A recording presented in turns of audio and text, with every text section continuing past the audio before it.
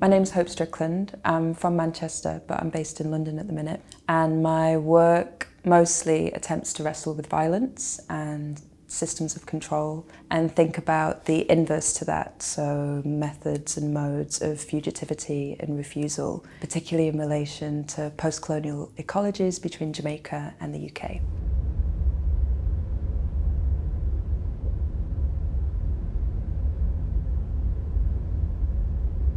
A River Holds a Perfect Memory is a film about the relationship between water as a resource, human labour migration and memory between Jamaica and the north of England. I'm thinking about how rivers were both essential to things like the Industrial Revolution with the advent of steam power, and also inherently disobedient and persistent in the way that they meander and act through landscapes.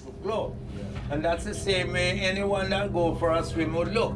Soon as you move your arm and your leg, your whole entire body lights up, looking like an angel. One of the main starting points for thinking about the work was my own family history of a series of migratory patterns, so from enslavement to indentured labour to then post-war migration to the UK. And I think about this a lot in terms of like how it relates to empire and post-colonial strategies and thinking about how we use landscapes as a means of both extraction and of control. So the film is set across these two sites. It's thinking about the north of England and growing up around these huge reservoirs and sites of kind of like hydrosocial infrastructure, and then comparing and contrasting that to my dad's family's environment in Jamaica and thinking about rivers in terms of their own independent territories of space and how they're used, again, through control or through other ways to kind of build livelihoods along their banks. Oh, mama, wish you were around. Wish every mama was sweet as you are. Stand by me, don't go too far. Say, mama, you can depend on me now. The title references Toni Morrison's essay, The Site of Memory. And in it, she's talking about the Mississippi River and how when they straightened it, every time it floods, it remembers where it used to be. And she talks about memory and writing as being like a site for perfect memory. So I kept thinking about that and thinking about all of the different things that a river holds in the same way that I was thinking about reservoirs as an archive or vessel, is thinking about, how they kind of move through very different temporal moments beyond human lifespans.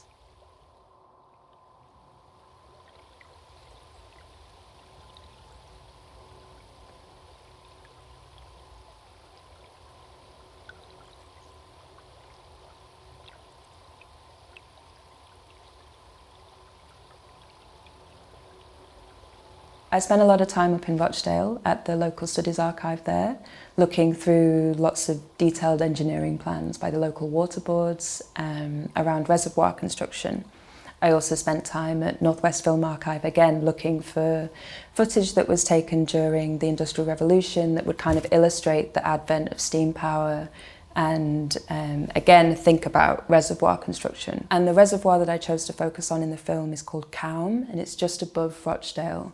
And it was really interesting to me because it has a leak in the bottom of it that they were, after 10 years of trying to construct it and cement out this leak, which was at the time like a feat of engineering for them, the leak still persists.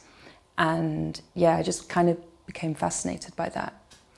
In the film, the reservoir only exists either in archival footage or as a LiDAR scan that's been animated. I wanted to relegate the reservoir to the archival and LiDAR to kind of push it to serve as spectral, to kind of position it on the horizon of something instead of how I think people in the north of England see reservoirs. They're more leisure sites than anything else as you walk around them.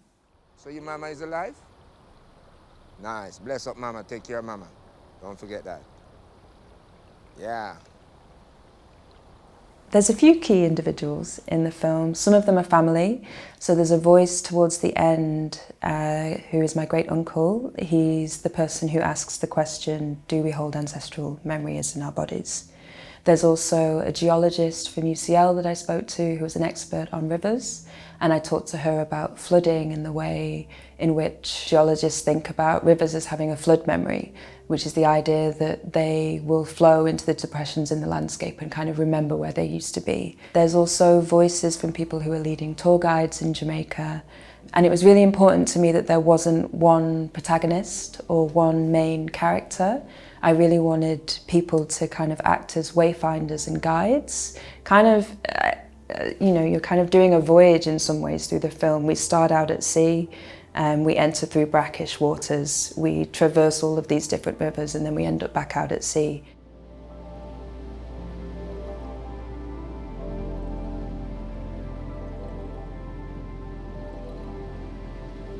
There were lots of ideas and things that I was really excited about at the start of the making of the film that never made it in, and I'm kind of fine with that. I always knew that I always use archival footage in my work. I really enjoy the opportunity it presents to kind of bend and play and disrupt the modes and systems that it's originally made and constructed within.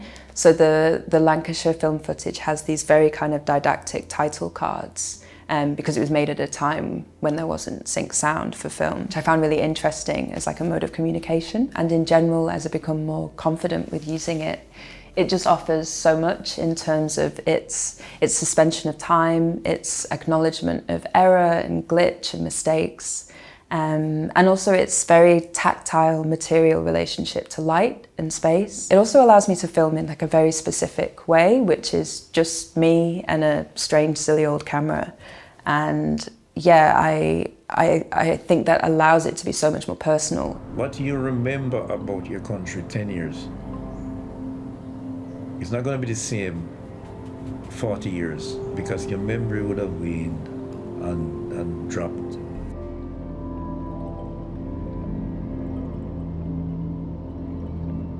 Working with FVU has been really interesting for me because I've never made work on this kind of scale, and I'm used to working in quite a haphazard way, and this has been much more formalised, which has real positives and has also been a real challenge. It's been great to have the support to go to Jamaica and to kind of be trusted to be let loose somewhere with 20 rolls of film for 3 weeks. So yeah, that meant a lot.